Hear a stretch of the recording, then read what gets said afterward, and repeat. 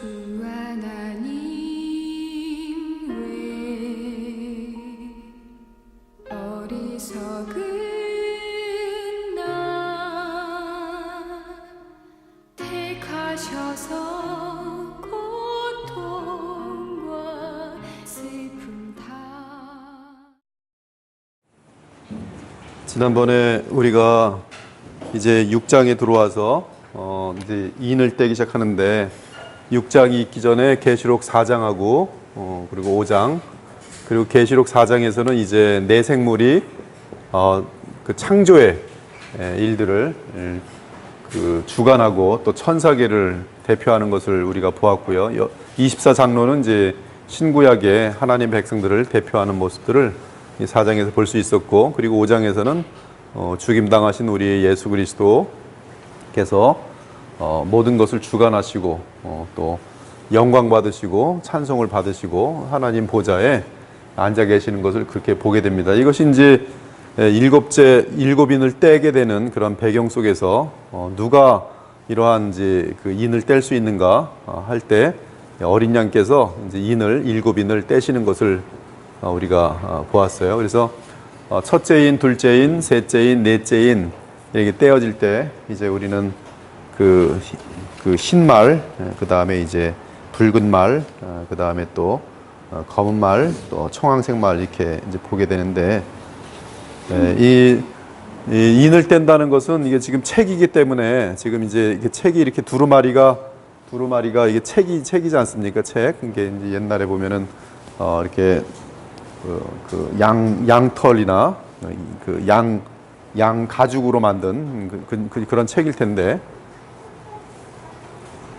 양 가죽으로 된 게 이러한 책일 텐데, 이게 이제 껍질이 이제 인이 이렇게 이제 열지 못하도록 되어 있는 것이죠. 거기서 이제 인을 떼니까 이제 그 어떤 내용이 열리면서 그 열린 사건대로 어떤 그 일들이 발생하는 것을 우리가 보았어요. 그래서 떼어놓으면 이게 열린 상태로 있다고 말씀을 드렸어요. 그래서 지금 1이 끝나야 2가 시작되고 2가 끝나야 3이 시작되고 3이 끝나야 4가 시작되는 것이 아니라 1을 시작해 놓으면은 열린 상태로 있고, 그 다음에 두 번째 인을 떼면 두 번째 인이 또 진행되는 상태에 있고, 세 번째 인을 떼면 세 번째 인이 열린 상태로 있고, 그래서 이것이 이제 계속 같이 진행되는 그러한 그림으로 우리가 지난주에 보았어요. 그리고 이제 다섯 번째 인을 뗐을 때, 다섯 번째 인은 이제 이러한 내생물과는 전혀 상관없이 지금 하늘에서 그 주의 백성들이 이제 무엇을 하는지 보여주는 장면인데, 아직 대환란이라는 그 기간이 오기 전에 그들의 하늘에서의 성도들의 모습을 보여주는 것이 다섯 번째 인에 속하였습니다. 그래서 여섯 번째 인을 떼면 이제 그 남은 수가 차게 될 것이고, 그 다음에 또 이 지금 그 큰 환란이라 그러는데, 큰 환란이 분명히 이제 이루어질 내용들이 여섯 번째 인에 들어 있겠죠. 그래서 이제 이것은 지금 시간하고는 전혀 관계없이 여기 땅에서 진행되는 일들을 보여주다가, 다섯 번째 인은 하늘을 보여주고 이제 여섯 번째 인을 떼게 되는 것이 오늘 요한계시록 6장 12절부터 17절의 내용이 되겠습니다.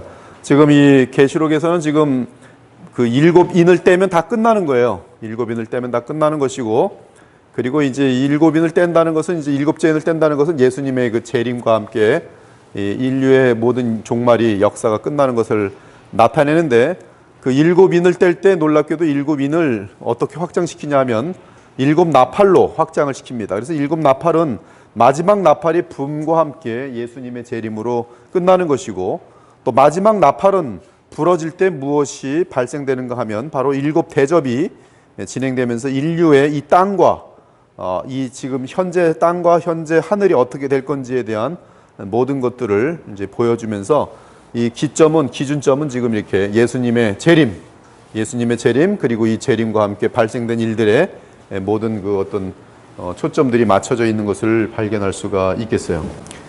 그래서 오늘은 그 여섯째 인을 다루게 되는데, 여러분들이 이 계시록은 아직까지 이미 말씀드린 것처럼 수천 개의 해석이 있을 만큼 복잡한 책입니다. 우리는 이것을 좀 더 가깝게 성경적으로 해석하기 위해서 지금까지 상당히 많은 동안 성경을 어떻게 해석할 건지에 대한 그런 이제 스터디를 해왔습니다. 이제 지금부터 이제 그 내용 지금까지 공부해 온 것들을 이 성경 해석에 이제 적용해 봐야 되는 그런 이제 시간이 되었어요. 먼저 6장 12절부터 17절까지 여섯째 인을 뗄 때의 사건에 대해서 한번 읽도록 하겠습니다. 우리 강은숙 선생님 계속 읽어보시죠. 12절부터 17절까지. 내가 보니 여섯째 인을 떼실 때 큰 지진이 나며 해가 거물로 짠 상봉같이 검어지고 달은 온통 피같이 되며 하늘의 별들이 무화과 나무가 태풍에 흔들려 설익은 열매가 떨어지는 것 같이 땅에 떨어지며 하늘은 두루마리가 말리는 것 같이 떠나가고 각 산과 섬이 제 자리에서 옮겨지매 땅의 임금들과 왕족들과 장군들과 부자들과 강한 자들과 모든 종과 자유인이 불과 산들의 바위 틈에 숨어 산들과 바위에게 말하되 우리 위에 떨어져 보좌에 앉으신 이의 얼굴에서와 그 어린 양의 진노에서 우리를 가리라. 그들의 진노의 큰 날이 이르렀으니 누가 능히 서리요 하더라. 네. 그 여섯째 인을 떼실 때 나타난 현상은 이 땅의 모든 사람들에게 분명한 메시지를 던져주는 뚜렷한 징조들입니다. 넷째 인까지는 이 천사의 사역에 의해 나타난 구속사적인 그러한 사건들로서 단지 이 땅의 사람들과 관련하였지만, 그리고 다섯째 인은 천상에 이미 가 있는 하나님의 백성들에 대한 모습, 그러나 아직 큰 환란이 있기 전의 그 모습을 우리가 보았지만, 드디어 이제 여섯째 인을 뗄 때는 하늘과 땅 전체에 나타나는 우주적인 사건들이 될 것입니다. 그러므로 이 여섯째 인을 떼는 것은 그 예수님 직전의 어떤 모습들을 보여주고 있어요. 그리고 이 땅에 거하는 모든 고민들은 예수님의 재림의 징조를 보면서 극도의 두려움과 극한 공포에 빠지게 될 것을 지금 여섯째 인을 뗄 때의 그 본문이 보여주고 있습니다. 누가복음 21장을 보면은 항상 이제 안전한 이미 잘 정리되어 있는 예수님 말씀 같은 것들을 우리가 이용해서 이 계시록을 이제 해석할 수가 있는데, 누가복음 21장 10절과 11절 보니 또 이르시되 민족이 민족을 나라가 나라를 대적하여 일어나겠고 곳곳에 큰 지진과 기근과 전염병이 있겠고, 이것은 지금 이 네 가지의 그 첫째, 둘째, 셋째, 넷째 인에 해당되는 그런 내용입니다. 또 무서운 일과 하늘로부터 큰 징조들이 있으리라. 이것은 정확하게 여섯 번째 인에 대한 내용이 지금이라고 말할 수가 있겠어요. 또 무서운 일과 하늘로부터 큰 징조들이 있으리라. 사실 예수님께서는 두 번째 인부터 여섯 번째 인까지의 사건을 미리 예언하였습니다. 지금 말씀드린 것처럼 이렇게 지금 되어 있어요. 여기서 먼저 우리가 알아야 할 것은 여섯째 인을 떼는 사건은 어린 양의 재림을 포함하지 않는다는 점입니다. 종종 여섯째 인을 떼시는 것과 예수님의 재림을 연관시키는 주장이 있지만, 어린 양이 친히 재림하시는 때는 일곱째 인 중에 일곱 번째 나팔이 부는 때입니다. 따라서 우리는 지금 여섯 번째 인은, 그 메시지는 여섯째 인과 관련된 것은 예수님의 재림이 전제된, 이제 곧 나타날 것을 바라보는 어떤 큰 징조들인 것을 알 수가 있어요. 그러나 재림 그 자체는 일곱째 인을 떼야지만이 발생하는 그러한 사건이 될 것입니다. 그러므로 어린 양이 여섯째 인을 떼는 것은 주의 진노의 큰 날을 확정하고 누구든지 압니다. 이제 곧 예수 그리스도의 재림이 임할 것을 알려줍니다. 따라서 어린 양이 여섯째 인을 떼심으로 인해 하늘과 땅에 분명한 현상들이 나타나면서 주의 진노의 큰 날이 분명하게 이른 것을 온 세상이 알게 될 것이에요. 여기 보면 여섯째 인을 떼시는 분이 누군가 어린 양이시고요. 그리고 여섯째 인을 떼실 때 분명히 하늘과 땅에는 이 어린 양이 곧 임할 그 징조를 분명하게 온 세상이 알게 됩니다. 따라서 땅의 거민들은 극도의 공포와 두려움에 빠지게 될 것이에요. 그 징조들을 보면서요.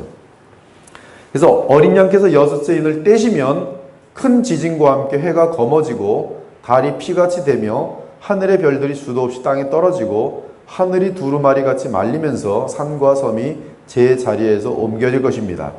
이를 한마디로 요약하면 하늘과 땅의 대이변이 일어나는 것인데, 이러한 이변은 인류 역사 가운데 없었던 특이한 현상으로서 하나님의 구속의 마지막 사건들에 해당합니다. 그리고 이 사건들이 있은 다음에 이제 재림이 있겠지요. 7번째 나팔이 부는 것이 일곱째 인이 떼어지고 7번째 나팔이 이제 불게 되어지는 것입니다.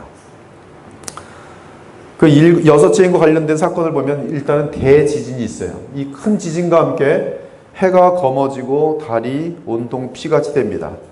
여섯째 인을 떼실 때 큰 지진은 해가 검어지고 달이 피같이 된다는 점에서 참으로 유일무이한 큰 지진인 것을 알 수 있습니다. 이 여섯째 인과 관련한 큰 지진 말고 우리는 일곱째 인과 관련한 큰 지진도 있다는 사실을 기억하고 있어야 돼요.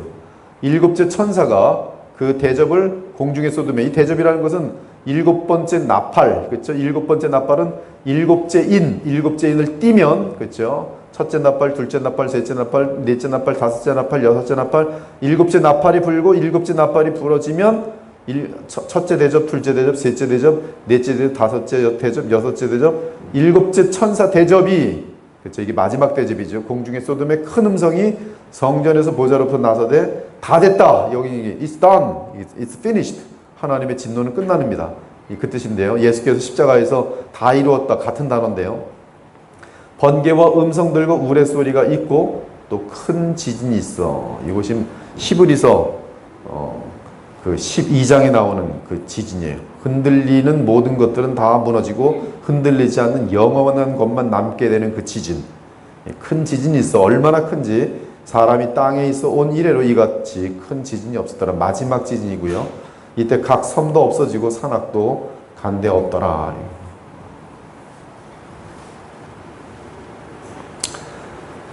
이 구약의 예언을 보면 구약은 큰 지진과 함께 태양이 어두워지고 달이 온통 피처럼 되는 현상은 그 누구도 부인할 수 없는 여호와 하나님의 심판이라고 선포합니다. 여호와의 크고 두려운 날이 이르기 전에, 그렇죠? 이게 심판의 마지막 날이죠. 마지막 대접이죠. 예수님의 재림이죠. 그것이 이르기 전에 해가 어두워지고 달이 핏빛같이 변하려니와. 요엘 2장 31절. 여호와께서 땅을 진동시키려고, 마지막 지진이겠죠? 일어서실 때에 사람들이 암열과 토굴로 들어가서 그의 위엄과 그 광대하심의 영광을 피할 것이라. 지금 그 계시록 6장의 내용과 정확히 동일하게 맞습니다. 사람이 자기를 위하여 경배하려고 만들었던 은우상과 금우상을 그날에 두더지와 박쥐에게 던지고 암열과 험악한 바위 틈에 들어가서 여호와께서 땅을 진동시키려고 일어나실 때에 그의 위엄과 그 광대하심의 영광을 피하리라. 너희는 인생을 의지하지 말라. 그의 호흡은 코에 있나니 새말가시가 어디 있느냐. 사람이 많으며 심판의 골짜기에 사람이 많으며 심판의 거울짝에 여호와의 날이 가까우미로다. 여호와의 날이 가까웠어요. 곧 임하게 되죠. 그랬더니 해와 달이 캄캄하며 별들이 그 빛을 거두도다. 여호와께서 시온에서 부르짖고 예루살렘에서 목소리를 내시니 하늘과 땅이 진동하리로다. 미래형으로 되어 있어요. 이제 곧 그렇게 될 것이다.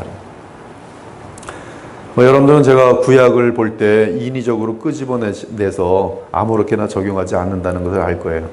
다 문맥 속에서 정확하게 지금 이 계시록의 내용하고 합하는 내용들입니다. 구약은 지금 항상 그 신약에 있는 모든 것을 처음과 끝을 한꺼번에 보면서 예언하고 있는데 그 끝은 이 계시록과 정확하게 동일하게 일치되게 돼 있어요. 예수님께서는 이 현상에 대해 정확하게 말씀하셨는데 아까 누가복음에서도 말했지만 마태복음에서도 그날 환란 후에 즉시 해가 어두워지며 달이 빛을 내지 아니하며 별들이 하늘에서 떨어지며 하늘의 권능들이 흔들리라. 이렇게 흔들릴 때 그때에 인자의 징조가 하늘에서 보일 것이라. 그래서 이것이 먼저 있고 인자가 이제 곧 이제 나타날 것이 분명해지는 것이죠. 이것은 이제 인자의 나타나심이 확정되는 것입니다. 이제 곧 나타나실 거예요. 이처럼 여섯째 인을 떼실 때 발생하는 사건은 인자의 징조, 즉 이제 확정된 주의 재림을 뚜렷하게 알려주는 전 세계적이며 전 우주적인 천재지변입니다. 해가 검은 털로 짠 상복같이 검어지는 것은 땅에 거하는 자들이 볼 때의 광경입니다. 이는 큰 지진과 하늘의 별들이 땅에 떨어진 사건으로 인해서 짙은 연기들이 땅에서 하늘로 올라 태양이 뿌옇게 검어지는 현상을 말합니다. 달 역시 심한 연기와 습기로 인해 빛의 반사가 왜곡되어서 온통 피같이 보이게 될 것이, 이제는 하나님께서는 분명한 자연 현상을 통해 하나님의 분노와 어린 양의 분노를 나타내실 것이, 이제 곧 심판하시기 위해서 예수님께서 재림하시고 인류의 역사는 끝나게 될 것입니다. 하늘의 별들이, 그러면 그 구체적으로 좀 더 내용을 들어가면, 하늘의 별들이 무화과 나무가 태풍에 흔들려 설익은 열매가 떨어지는 것 같이 땅에 떨어지리라. 이는 하늘에서 많은 운석들이 세계 곳곳에 떨어지는 것을 말합니다. 이 현상 역시 인류 가운데 한 번도 없었던 사건일 것이, 온 세상의 곳곳에서 상당한 운석들이 쉬지 않고 떨어질 것입니다. 건물과 도시, 바다와 산 등 어디에서나 불덩이 같은 운석들이 하늘에서 셀 수 없이 떨어질 것이에요. 그렇죠? 태풍에 흔들려 설익은 열매같이 하늘의 별들이 떨어지리라. 여섯째 인을 떼실 때 나타난 세 번째 현상은 하늘이 두루마리 말리듯이 떠나가고 각 산과 섬이 제 자리에서 옮겨지는 것입니다. 하늘은 두루마리가 말리는 것 같이 떠나가고 각 산과 섬이 제자리에 옮겨진다는 것은 하늘이 진동하여 우주에 큰 변동이 생긴 것을 의미합니다. 또한 지금 우리가 알 수는 없지만 지구의 대기층에도 어떤 큰 변화가 있을 것입니다. 한편 이 땅은 큰 지각이 변동이 발생하여서 각 산과 섬이 제자리를 옮겨 세계 지도가 크게 달라질 것이, 과거의 노아의 홍수 때 하늘이 흔들리고 지형이 바뀐 것처럼 여섯째 인과 함께 하늘이 흔들리고 이 세상의 모든 지반과 지형이 뒤죽박죽 바뀔 것이, 이는 바다에서 산이 오르고 산은 바다 및 호수로 침수하고 어떤 나라들은 물속에 잠기고 어떤 호수나 바다에서는 묻이 오르게 될 것을 의미합니다. 아무튼 그냥 온 우주가 완전히 엉망진창인 거죠. 전 세계가 그냥 난리가 나는 것이죠. 그리고 나서 이제 예수님의 재림이 있게 되는 것이, 보라 여호와의 날 곧 잔혹히 분냄과 맹렬히 노하는 날이 이르는 것이요, 이르러 땅을 황폐하게 하며 그 중에서 죄인들을 멸하니 하늘의 별들과 별 무리가 그 빛을 내지 아니하며 해가 도자도 어두우며 달이 그 빛을 비추지 아니할 것이로다. 그러므로 나 만군의 여호와가 분하여 맹렬히 노하는 날에 하늘을 진동시키며 땅을 흔들어 그 자리에서 떠나게 하리라. 여호와의 큰 날이 가깝도다. 가깝고도 빠르도다. 여호와의 날이 소리로다. 용사가 거기서 심히 슬피 우는도다. 그날은 분노의 날이요 환난과 고통의 날이요 황폐와 패망의 날이요 캄캄하고 어두운 날이요 구름과 흑암의 날이라. 이미 우리가 봤지만 예수님의 연도 1월 성신에는 징조가 있겠고, 태양과 달, 그렇죠? 태양과 달, 성신, 별들. 1월 성신에는 징조가 있겠고, 땅에서는 민족들이 바다와 파도의 성난소리라여 혼란을 중에 공고하리라. 이건 땅과 나라들이 서로 엉키는 것이죠. 사람들이 세상에 임할 일을 생각하고 무서워함으로 기절하리니, 지금 계시록 6장에서 보면은 산에 도망가고 굴 속에 숨어들고 기절하리니 이는 하늘의 권능들이 흔들리겠음이라. 흔들리겠습니다. 이 뭐예요? 예수님의 재림의 분명한 징조예요. 이 여섯째인과 관련된 사건은 지금 사실은 이 사건이 있기 전에 이미 주님께서는 이 여섯째인과 관련돼서 세 가지 사건이 있는데 사실은 이미 다 주님께서는 따로 준비를 하십니다. 먼저 이 지금 여섯째인과 관련한 사건은 불신자에 해당되는 사건이에요. 불신자들에게 사무치는 두려움입니다. 이처럼 여섯째인과 관련한 사건들은 하늘과 땅의 엄청난 대혼란과 연관되지만 주 하나님과 어린 양의 마지막 재앙의 날을 포함하진 않습니다. 단지 그 마지막 날이 어떠할지 미리 보여주는 예고편 같은 역할을 할 것이에요. 따라서 아직 완전한 끝은 아닙니다. 이러한 엄청난 무서운 일이 발생하자 이 지구 땅에 거하는 사람들의 반응이 나타나고 있어요. 모든 사람들이죠. 땅의 임금들과 왕족들과 장군들과 부자들과 강한 자들과 모든 종과 자유인이 들과 산들의 바위 틈에 숨어 산들과 바다의 바위에게 말하되 우리 위에 떨어져 보좌에 앉으신 이 얼굴에서와 그 어린 양의 진노에서 우리를 가리라. 그들이 진노의 큰 날이 이르렀으니 누가 능히 서리요 하더라. 예수님 오시면 끝나는 거예요.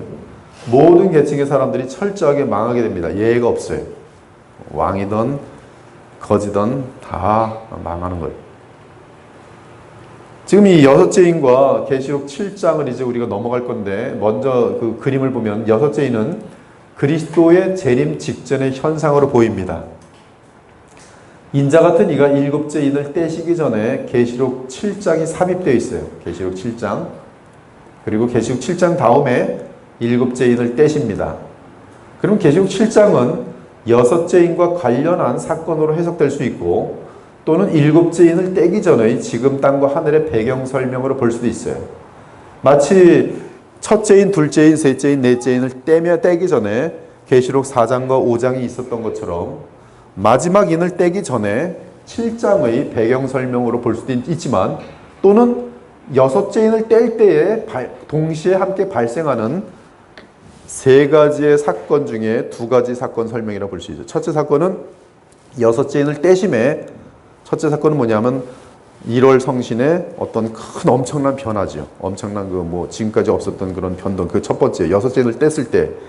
여섯째 인을 뗐을 때 두 번째 나타나는 것은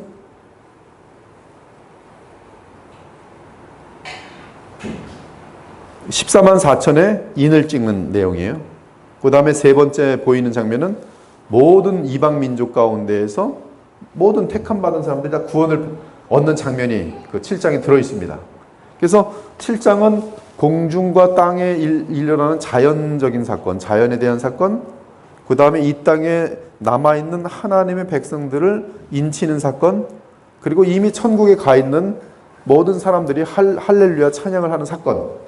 그렇게 이제 여섯째 인과 관련돼서 세 가지 사건으로 볼 수 있고, 아니면 7장 자체를 따로 여섯째 인으로부터 분리시켜서 일곱째 인을 떼기 전의 배경 설명으로 볼 수 있단 말이에요. 두 가지가 다 가능합니다. 그리고 같은 내용이 상관없어요. 아무튼 인자 같은 이가 일곱 인을 떼시기 전에 계시록 4장과 5장을 통해 하늘을 보여주신 것처럼 이제 가장 중요한 마지막 인을 떼시기 전의 배경을 보여주는 것으로 사료됩니다. 그리고 또한 여섯째 인을 떼는 사건과 연결돼요. 왜냐하면 그 공간이 틀립니다. 하나는 자연이고 하나는 이제 이 땅에 있는 하나님의 백성이고, 그리고 여섯째 인의 첫 번째는 불신자들의 그 관점이고, 두 번째는 신자들이 관점이고, 세 번째 인은 하늘에 가 있는 신자들의 관점으로 보기 때문에 여섯째 인과도 물려 있어요. 반드시 물려 있습니다. 우린 이미 다섯째 인이 시간과는 관계없는 장면을 보여주고 있음을 확신했죠. 그렇죠? 다섯째 인은 분명히 시간으로 연속되는 것이 아닙니다. 계시록 7장은 일곱째 인이라는 그리스도의 재림과 관련한 배경으로 볼 수 있습니다. 그 배경은 주님의 재림을 맞이하게 될 이 땅에 사는 그리스도인은 특별한 표지를 지닌 하나님의 보호 대상이라는 사실이며, 또한 하늘에서는 아브라함과 맺은 이방 민족에 대한 언약이 성취된 것을 보여줍니다. 그래서 이 아브라함, 창세기 12장의 내용이, 또 창세기 15장의 약속이, 창세기 17장, 18장의 약속이 이 계시록 7장에서 완성되어지는 것을 보여주고 있어요. 너로 말미암아 모든 민족이, 모든 열방이 복을 얻으리라. 그 복은 갈라디아 3장에 의하면 그의 시인 예수 그리스도로 말미암아 영생 얻는 것이거든요. 성경에서의 복은 영생입니다. 근데 그 영생을 얻는 것이 모든 민족에게로부터 다 예수님의 이름으로 말미암아 하나님 나라에 들어간 것을 보여주는 것이 계시록 7장의 내용이에요. 아무튼 이 정도는 지금 여러분들이 요거 굉장히 중요한 내용이죠. 지금 문맥이니까 하나의 지금 7장과 지금 여섯째 인을 뗀 것과 함께 7장이 들어있고, 이제 일곱째 마지막 인을 떼는 것, 그 8장인데 거기에 7장이 들어있는데 7장이 무엇인가? 마지막 인을 떼기 전에 배경 설명, 그것도 가능하고, 아니면 여섯째 인을 뗄 때에 첫째, 둘째, 셋째 사건 중에 첫째는 6장에 있고 7장에는 두 번째 사건과 세 번째 사건으로 있는 것으로 보아도 전혀 상관이 없다는 거예요. 하여튼 그 정도의 그 개념이에요. 자, 우리는 여기서 잠깐 이제 이 내용에서 확 건너뛰어서 성경을 해석하기 전에 또 큰 성경의 그림을 하나 볼 것이 있어요. 그것은 열방교회 배도와 이방인의 때의 끝이라는 것입니다. 먼저 요한계시록 7장 3절과 4절을 보면 하나님께서 이 7장에 보면은 하나님의 종들의 이마에 인을 치는 내용이 나와요. 그리고 그 인을 친 사람이 14만 4천입니다. 그러면 지금 이 내용은 14만 4천이 누구냐에 대한 질문을 오늘 그래서 다루게 될 수밖에 없어요. 지금 이제 7장으로 넘어가려면, 8장으로 넘어가려면. 그래서 14만 4천은 지금 신천지 같은 경우 또 여호와의 증인 같은 경우 가장 잘 속이고 써먹는 아주 그런 것인데, 우리는 그렇다면 참된 이 하나님 말씀을 정통하는 자들로서 14만 4천을 정확하게 알 필요가 있죠. 혼동돼서는 안 되죠. 그러므로 14만 4천에 대해서 우리는 지금까지 공부해 온 것을 바탕으로 해서 14만 4천이 무엇인지 오늘 결정을 내야 됩니다. 그렇죠? 그것이 계시록 7장에 있는 것이고, 지금 우리는 6장 끝을 지금 다 왔고 7장을 들어가야 되는데 먼저 14만 4천을 풀어야 할 숙제가 있어요. 이것이 어떻게 풀리느냐에 따라 앞으로의 계시록 나머지 해석은 극과 극으로 달라질 것입니다. 그래서 이것을 계시록 자체에서 먼저 풀지 말고 지금까지 했던 것처럼 성경 전체에서 풀어야 할 이유가 있어요. 그것은 뭐냐면 로마서 11장 26절부터 36절의 내용입니다. 우리 강원석 집사님 또 쭉 한번 읽어보실까요? 형제들아 너희가 스스로 지혜 있다 하면서 이 신비를 너희가 모르기를 내가 원하지 아니하노니 이 신비는 이방인의 충만한 수가 들어오기까지 이스라엘의 덜어는 우둔하게 된 것이라. 그리하여 온 이스라엘이 구원을 받으리라. 기록된 바 구원자가 시온에서 오사 야곱에게서 경건하지 않은 것을 돌이키시겠고 내가 그들의 죄를 없이 할 때에 그들에게 이루어진 내 언약이 이것이라 함과 같으니라. 복음으로 하면 그들이 너희로 말미암아 원수된 자요 택하심으로 하면 조상들로 말미암아 사랑을 입은 자라. 하나님의 은사와 부르심에는 후회하심이 없느니라. 너희가 전에는 하나님께 순종하지 아니하더니 이스라엘이 순종하지 아니하므로 이제 긍휼을 입었는지라. 이와 같이 이 사람들이 순종하지 아니하니 이는 너희에게 베푸시는 긍휼로 이제 그들도 긍휼을 얻게 하려 하심이라.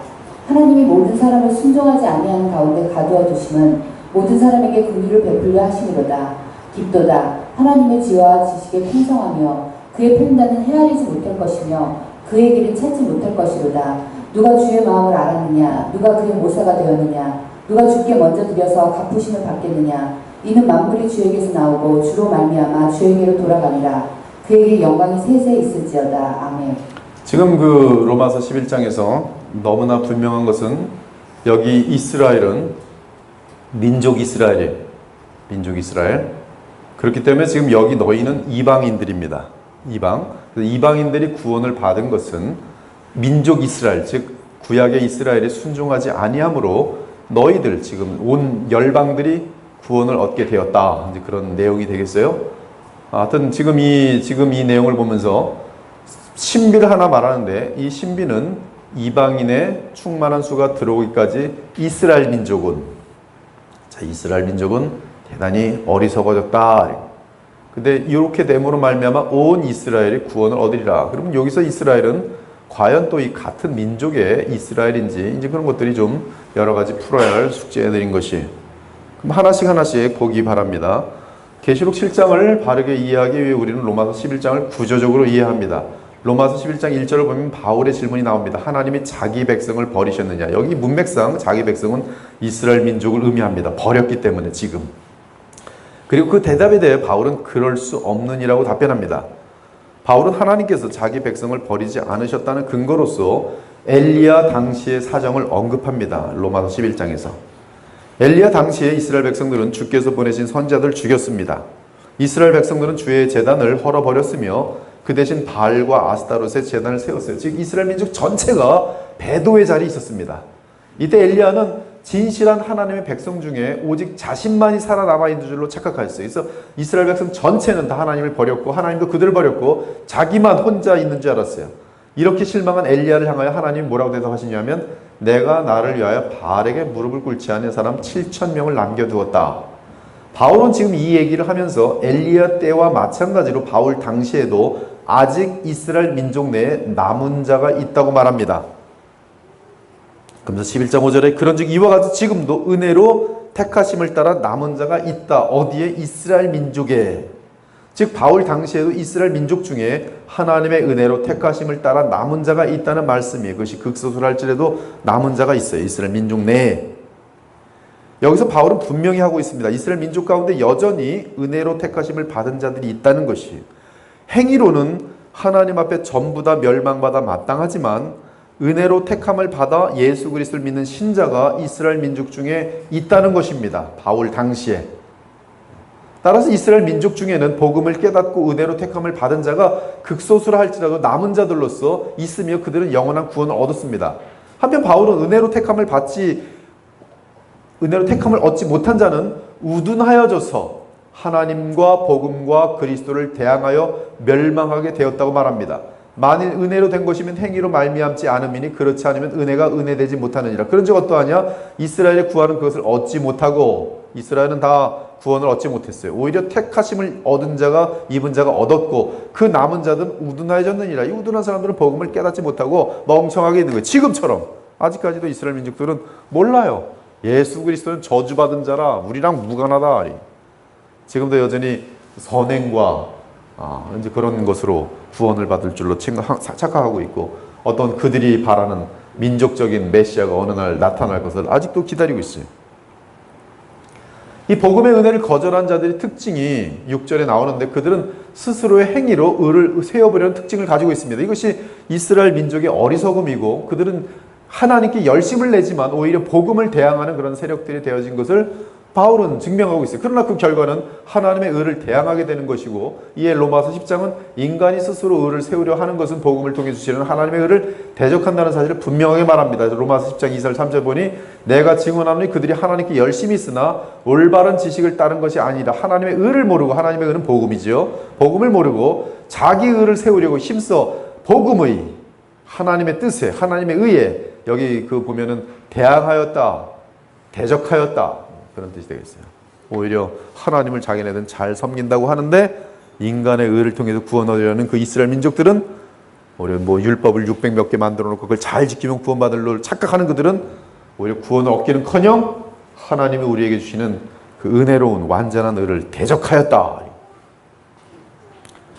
그럼에도 불구하고 로마서 11장 11절을 읽으면 아직도 하나님의 자비가 이스라엘 민족에게 남아있음을 발견할 수 있어요. 그러므로 내가 말하노니 그들이 넘어지기까지 실족하였느냐? 그럴 수 없느니라. 이것은 100% 망하였느냐? 아니라는 거예요. 그들이 넘어짐은 그 구원이 이방인에게 이르러 이스라엘로 시기나게 함이니라. 지금 이스라엘은 지금 민족이죠. 계속 여기는 이방민들이고 여러분들이고, 아직까지 하나님 버리지 않았다는 거죠. 이스라엘 민족을 버리지 않았다. 이처럼 바울은 참으로 민족 이스라엘은 하나님께 완전히 버림을 받았는가? 라는 질문에 대해 결코 그럴 수 없다라고 대답합니다.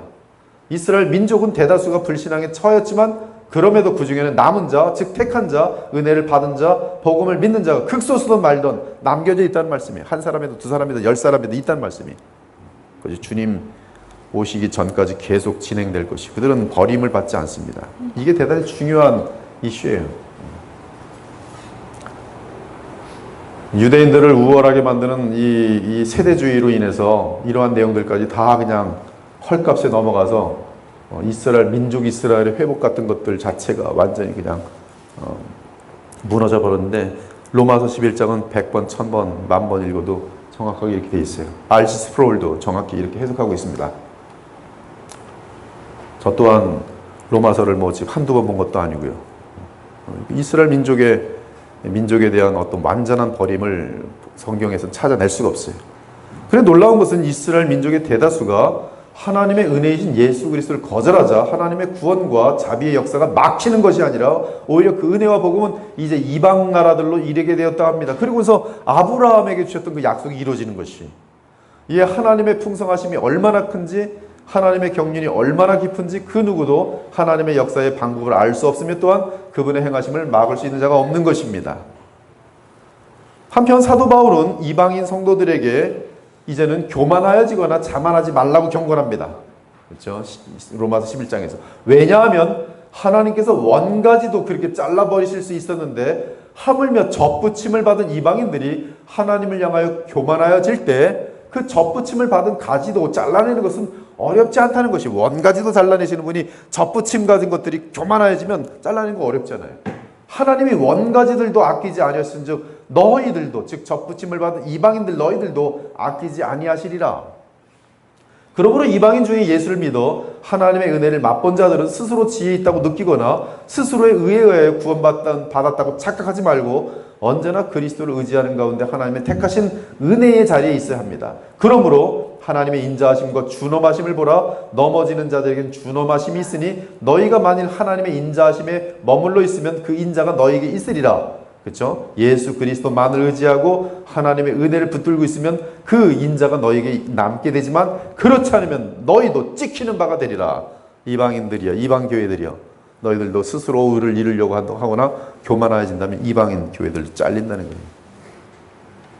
그러면서 25절을 보면 바울은 그리스도인 형제들이 스스로 지혜 있다고 착각하거나 하나님 앞에서 교만해지는 것을 막기 위해 비밀을 말해주겠다고 합니다. 그 비밀은 이스라엘 민족에 관한 비밀인데 이방인의 때가 지나면 하나님께서는 다시 이스라엘 민족을 세우실 것이라는 비밀이에요. 형제들아 너희가 스스로 지혜 있다면서 이 신비를 너희가 모르기를 내가 원하지 아니하노니 이 신비는 이방인의 충만한 수가 들어오기까지 이스라엘 더러는 우등에 된 것이다. 거꾸로 말하면 이방인의 충만한 수가 들어오면 이스라엘은 깨어나게 될 것이다.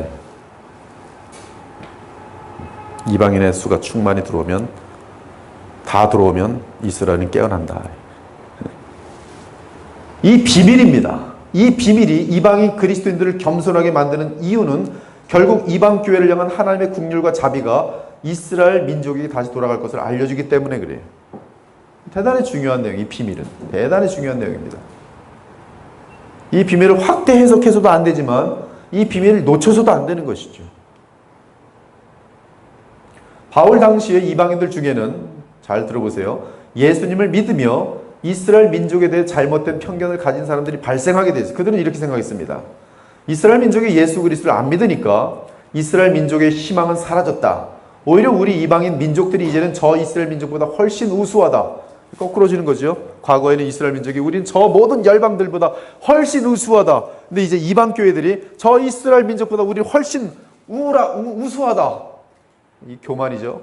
우리가 이제 이스라엘 민족 대신에 하나님의 자녀로 부름을 받았기 때문에 이스라엘 민족은 하나님과의 관계에 있어서 끝장이다. 이스라엘 민족은 영원히 버림을 받은 것이다. 이게 성경에서 찾아낼 수 없어요. 로마서 11장은 이렇게 얘기를 안 한단 말이에요. 그러면서 이방인 교회 성도 중에 스스로 선민의식을 갖고 교만하고 우쭐한 사람들이 생겨났던 것입니다. 그러나 바울은 그렇게 생각해서는 안 된다고 말해요. 이방 민족들이 역사를 주관하신 하나님의 경륜을 무시하고 함부로 유대 민족을 경멸하지 말라는 것이, 그 이유는 그들이 혈통 때문이 아니라 하나님의 경륜이 이스라엘 민족과 관련되어 있기 때문에 그래요. 세대주의는 그들은 혈통적으로 우월하다. 이것은 굉장히 잘못된 것이죠. 유대 우월주의는 그건 성경에 없어요. 그러나 하나님의 경륜은 이스라엘로 시작해서 이스라엘을 분명히 마지막 예수님 재림 직전에 구원하실 그 하나님의 뜻이 성경에 포함되어 있기 때문에 구약이든 신약이든 그것을 우리는 무시해서는 안 된다는 것이죠. 로마서 11장 25절에서 27절을 다시 보면 형제들아 너희가 스스로 지혜 있다 하면서 이 신비를 너희가 모르기를 내가 원하지 아니하노니 이 신비는 이방인의 충만한 수가 들어오기까지 이스라엘 더러는 운운하게 된 것이라. 반대로 해석하면 이 신비는 이방인의 충만한 수가 다 들어오면 이스라엘은 깨어날 것이다. 그리하여 온 이스라엘이, 이거 참 재미있는 표현이, 온 이스라엘이 구원을 얻으리라. 그럼 뭐예요? 이방인의 충만한 수도 구원을 받고 이스라엘도 다시 깨어나서 이스라엘의 어떤 무리들도 구원을 받고요. 다 이스라엘 구원받으리라. 기록된 바 구원자가 시온에서 오사 야곱에게서 경건하지 않은 것을 돌이키시겠고, 야곱이 뭐 이스라엘에 다 거기서 돌이키시겠고 내가 그들의 죄를 없이 할 때 그들에게 이루어질 내 언약이 이것이라. 먼저 25절에서 바울이 사용하는 용어는 누가복음 11장의 배경을 가지고 있어요.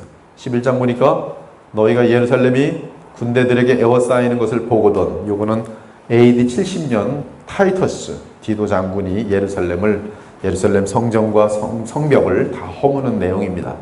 엄청나게 잔인하고 무서웠어요. 이것이 예수님께서 예언하신 내용. 너희가 예루살렘이 군대들에게 에워싸이는 것을 보거든 그 멸망이 가까운 줄 알라. 그때 유대에 있는 자들은 산으로 도망갈 것이며 성내에 있는 자들은 나갈 것이며 촌에 있는 자들은 그리로 들어가지 말지어다. 이 날들은 기록된 모든 것을 이루는 징벌의 날이라. 구약 배도한 백성들을 향하여 하나님이 징계하는 날이에요. 그날은 아이벤 자들과 젖먹이는 자들에게 화가 있으리니 이는 땅에 큰 혼란과 이 백성에게 진노가 있겠습니다. 이 백성 이스라엘 백성이 그들이 칼날에 죽임을 당하며 모든 이방에 사로잡혀 가겠고, 자, 이 로마에 의해서 AD 70년에 예루살렘 멸망한 다음은 예루살렘은 이방인이 때가 차기까지 이방인들에게 밟히라. 아직도 밟히고 있어요. 이슬람에게 밟히고 있고. 그리고 나서 이제 이방인의 때가 차기까지. 그리고 이방인의 때가 차고 나면 그런 것이 암시되어 있어요. 1월 성신에는 징조가 있겠고 땅에서는 민족들이 바다와 파도에 성난 소리고 인하여 혼란 중에 공부하라. 이건 이제 우리가 본 것처럼 인을 떼실 때의 내용들이에요. 여기 지금 6장의 내용이고, 그렇죠? 그때 사람들이 인자가 구름을 타고 능력과 큰 영광으로 오는 것을 보리라. 이런 일이 되기를 시작하고 일어나 머리를 들라 너희 속량이 가까웠느니라. 너희 속량이 뭐예요? 마지막 구원이 하나님 나라의 완성이. 여기 보면 요거네요. 자, 이스라엘이 AD 70년 디도 장군에 의해서 로마의 군대에서 완전히 멸망되었을 때, 그리고 이스라엘 백성은 모든 이방으로 뿔뿔이 잡혀가고 로마로 잡혀가고, 그때 예루살렘은 초토화된 이후에 이방인의 때가 차기까지 이방인들에게 밟히리라. 그리고 그 이방인에게 밟히는 그 기간이 끝나고 나서는 1월 성신은 징조가 있겠고, 그래서 이방인의 때라는 게 있어요. 그래서 예루살렘은 이방인의 때가 차기까지 이방인들에게 밟히리라. 그리고 이방인의 때가 차고 나면 1월 성신의 징조가 있고, 땅에서는 민족들이 바다와 파도의 성난 소리를 하여 혼란 중에 공고할 것이며 사람들이 세상에 임할 일을 생각하고 무서워함으로 기절하느니 이는 하늘의 권능들이 흔들리겠습니다. 그럼 이방인의 때 우리는 앞가에서 어린 양께서 6째 인을 떼실 때 큰 지진이 나며 해가 검어지고 달은 온통 피같이 되며 하늘에서 운석들이 수도 없이 떨어지고 하늘과 땅에 큰 변동이 일어날 것을 살펴보았습니다. 그러나 그러한 뚜렷한 일월 성신의 징조는 이방인의 때가 끝나야 발생하는 것을 주께서 말씀하셨어요. 이스라엘 민족은 하나님이 보내신 진실한 선지자들은 물론이고 하나님께서 마지막으로 보내신 하나님의 아들 예수 그리스도마저 배척하고 죽였습니다. 이것은 예수님을 십자가에 죽인 사건은 이스라엘 민족의 아주 철저한 배도죠. 완벽하게 하나님을 대한 것이 하나님의 아들을 마지막까지 보낸 그 사자까지 죽여버렸어요. 그것은 예수님께서 미리 다 그 비유로 다 예언했던 내용들입니다. 따라서 그들은 하나님의 은혜를 배척하였으며 유일한 구원의 길인 복음을 배척하였어요. 그래서 이스라엘 민족은 지금까지도 구원을 받지 못합니다. 이에 그들에게 하나님의 심판이 임하였어요. 그 심판은 예루살렘의 멸망이었는데 서기 70년 로마 장군 디도가 이끄는 4개 군단으로 구성된 8만 명의 로마 군사가 철저히 예루살렘을 멸망시켰습니다. 이때 이스라엘 민족 110만 명이 기근과 칼로 죽임을 당하였으며 지금 첫째 인, 둘째 인, 셋째 인, 넷째 인을 뗄 때 그런 비슷한 것들이 하나님을 대적하는 자들을 향한 하나님의 심판이죠. 정확한 내용이에요. 10만 명이 로마의 포로가 되었습니다. 예루살렘은 완전하게 멸망하였고 그 이후로 이스라엘 민족은 철저하게 나라와 도시와 자유를 잃게 되었어요. 그럼에도 그들은 복음을 믿지 않았습니다. 이와 같은 예루살렘의 멸망에 대해 예수님께서 예언하셨어요. 그날에 그들이 칼날의 죽임을 당하며 모든 이방에 사로잡혀 가겠고, 그렇죠. 지금 얼마나 이스라엘 민족이 수천 년 동안 전 세계로 흩어져 있습니까? 예루살렘은 이방인의 때가 차기까지 이방인들에게 밟히리라. 그러므로 누가복음 11장 24절과 함께 로마서 11장의 본문을 볼 때 이방인의 때가 있습니다. 이러보건대 우선 이스라엘 사람들이 완악해서 하나님을 믿지 않는 것도 어느 기간까지의 일이라는 것을 알 수 있습니다. 이스라엘 민족이 주 예수 그리스도를 영원히 믿지 않는 것이 아니라 시한부의 현상인 것이에요. 반면에 로마서 11장 25절은 이방인의 충만한 수를 말합니다. 이방인의 충만한 수. 이 말씀을 보면 이방인의 충만한 수가 들어오는 기간이 있습니다. 이 말은 이방인들을 구원하시되 무한정으로 구원하신 것이 아니라 그 수와 기한이 분명히 있다는 말씀이에요. 여러분이 그 수에 속해 있는 사람들이 할렐루야죠. 지금 72억이 넘어가는 인류 가운데 여러분이 그 이방인의 그 충만한 수에 들어있는 사람들이 얼마나 감사합니까? 이방인을 향해 하나님의 뜻에 정한 분량만 구원하시는 것이 하나님의 마음에 드신 정해준 수가 있다는 말입니다. 그러므로 우리는 한 가지를 분명하게 알아야 하는데, 즉 이방 나라들이 예수님을 믿을 수 있는 기회가 항상 있는 것이 아니라는 점입니다. 언젠가 하나님께서 다 되었다 하는 날이 오면 이방 민족들을 향한 구원의 방주의 문이 닫힐 것입니다. 그때가 되면 이방인들은 예수님을 절대로 믿을 수가 없게 됩니다. 더 이상 구원의 역사가 없는 것이, 이 천국 복음이 모든 민족에게 증거되기 위하여, 모든 민족에게 증거되는 건 영원한 것이죠. 뭐 끝도 없이 지금도 그러면 모든 민족이 증거될 때까지 다 전해야 되게요. 근데 이 의미는 어떤 면에서는 충만한 수가 다 들어올 때까지라는 의미도 담겨 있어요. 그래서 모든 민족에게, 또 모든 열방이라 그랬기 때문에 아브라함 약속도 분명히 이루어지기 때문에 모든 열방들에게도 분명히 증거될 거예요. 그러나 이방인의 수가 차면 그제야 끝이 오리라. 결국 이방인의 때가 끝날 때까지는 이스라엘 사람들은 민족적인 차원에서 그리스도를 믿지 않을 것입니다. 주의할 것은 민족적으로 안 믿는다는 말씀은 이스라엘 민족이 한 사람도 빠짐없이 예수 그리스도를 안 믿는다는 뜻이 아니고 대부분의 이스라엘 민족이 복음을 알지도 못하며 받지도 않는다는 의미입니다. 지금도 이스라엘 민족 중에는 크리스찬들이 있어요. 충만한 수가 들어온 이후의 양상을 보면 로마서 11장 25절 보니까 이 신비는 이방인의 충만한 수가 들어오기까지 이스라엘 더러는 우둔하게 된 것이다. 더러는 우둔하게 된다고 합니다. 이 말은 대부분은 우둔하지만 어떤 이스라엘 사람들은 개인적으로 복음을 깨닫고 예수 그리스도를 믿고 구원 얻는다는 말이, 마치 엘리야 선지 당시에 7,000명처럼, 7,000명 얼마 안 되죠 사실. 이스라엘 민족은 전체적으로는 예수 그리스도를 거절하지만 그럼에도 복음을 깨닫고 믿는 소수가 계속 남아있을 것이라 지금 성경 말하고 있어요. 우린 지금까지 이스라엘 민족이 유대교라는 율법주의 종교를 만들어 대부분의 이스라엘 사람들이 예수 그리스도를 철저히 거절하고 하나님을 믿지 않는 것을 볼 수 있었습니다. 우리 이스라엘 민족이 언제까지 완악한 상태에 있을지 정확히 알 수 없습니다. 그러나 성경의 말씀을 종합해 볼 때 예수님의 재림 직전에 이스라엘 백성이 대거 회개하고 돌아와 예수 그리스도를 믿게 될 것이. 그런데 예수님의 재림과 관련하여 데살로니가 후서 2장을 보면 매우 중요한 사건이 있어요. 형제들아, 우리가 너에게 구하는 것은 우리 주 예수 그리스도 강림과 우리가 그 앞에 모임에 관하여 영으로나 또는 말로나 또는 우리에게 받았다 하는 편지로나 주의 날이 이르렀다고 해서 쉽게 마음이 흔들리거나 두려워하거나 하지 말아야 한다는 것이다. 누가 어떻게 하여도 너희가 미혹되지 말라. 주님의 재림이 있으려면 먼저 배교가 있고, 지금 이 데살로니가 전서는 이방교회에 쓴 편지입니다. 이방인들, 이방교회에 대한 얘기. 이방교회에 배교가 있어요. 그리고 배교 후에 저 불법의 사람 곧 멸망의 아들이 나타나야만 예수께서 등장하세요. 그게 되죠. 배교와 적그리스도가 등장한 이후 그리스도께서 강림하셔서 입김으로 그 불법의 사람을 죽이고 강림하시리라 이렇게 되어 있어요. 여기 중요한 것은 지금 이방교회 배교 현상이에요. 이 배교와 함께 이방인의 때가 마치는 거예요. 이 배교와 함께 이방 세계 속에서 예수님을 믿는 자들이 급속도로 줄어드는 거예요. 가짜 복음을 믿으니까.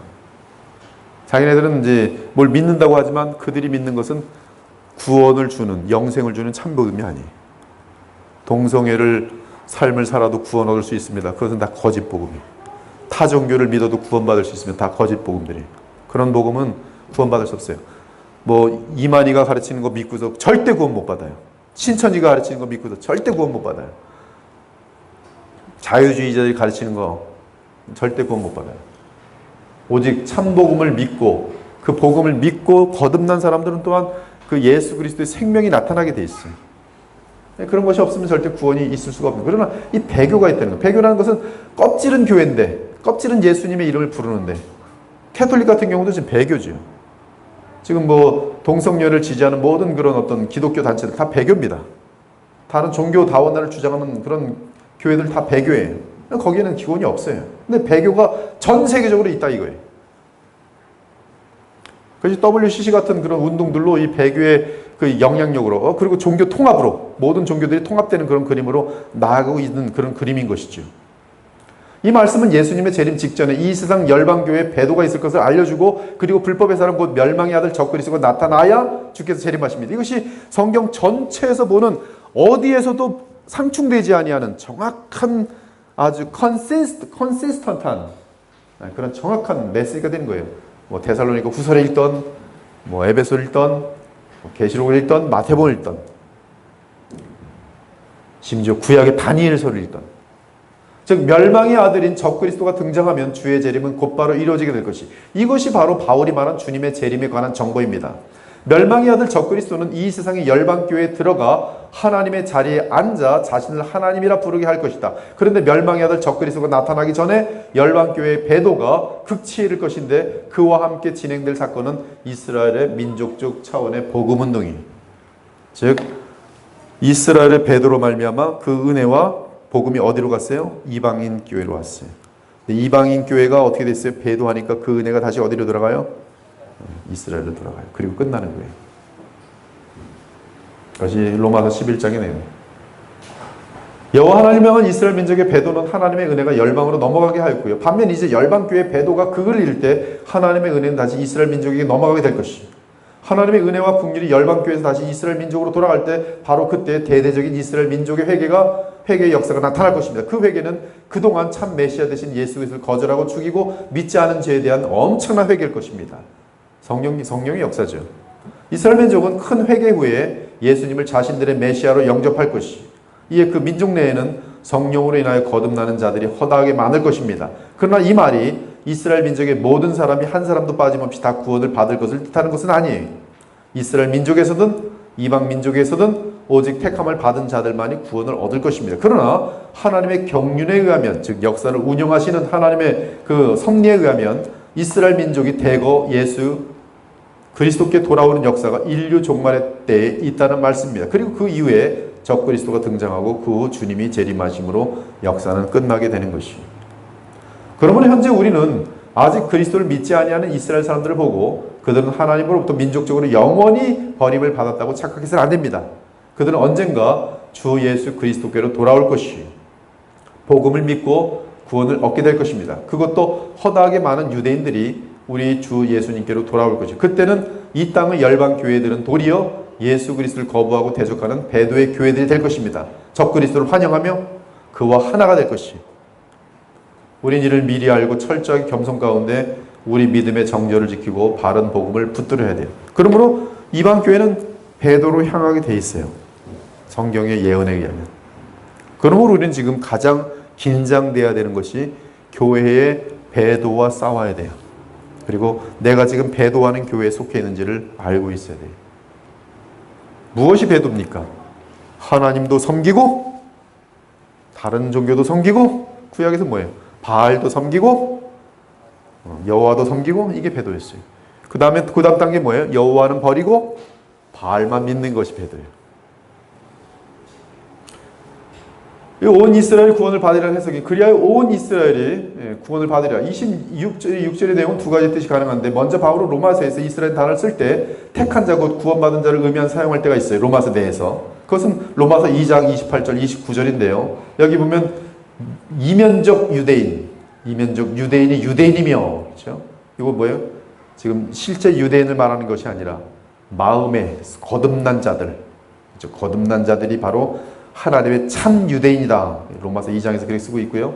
또 로마서 9장 6절 8절에서 이스라엘이라는 단어는 택함을 받은 구원받은 자라는 의미로 똑같이 사용되고 있어요. 그러나 하나님 말씀에 패하진 것 같지 않도다. 이스라엘에서 난 그들이 다 이스라엘이 아니요 또한 아브라함의 씨가 다 그의 자녀가 아니라 오직 이삭으로부터 난 자라야 내 씨라 불리라 하셨으니 곧 육신의 자녀가 하나님의 자녀가 아니요 오직 약속의 자녀가 씨로 여기심을 받느니라. 지금 이 9장 6절 8절 내용도 이스라엘은 참 이스라엘은 결국 하나님의 자녀, 약속의 자녀. 따라서 로마서 2장과 9장에 쓰인 것처럼 이스라엘이라는 단어를 구원받은 모든 자로 의미한다면 이스라엘 민족 내에서 그리고 열방에서 구원을 받은 모든 자들을 의미하게 됩니다. 그렇게 볼 때 하나님께서는 한 사람도 빠지지 않고 택한 자를 다 구원하셨다는 뜻이 돼요. 온 이스라엘을 구원하시라. 다 구원하셨다. 근데 어디까지 마지막에 포함되는가? 이스라엘 민족으로부터도 마지막에 택한 자들을 끄집어내셔서 이제 이것이 마지막 정리, 마지막 합치면서 이방인에서 구원받은 모든 사람들과 마지막 순간에 예수님 재림 직전에 이스라엘 민족으로부터 대거 구원받은 택함 받은 사람, 약속의 자녀들 합치니까 다 구원받는 온 이스라엘이 구원을 받으리라. 온 이스라엘의 구원을 얻으리라는 의미에 관한 또 다른 해석은 이스라엘 민족 중에 그렇죠?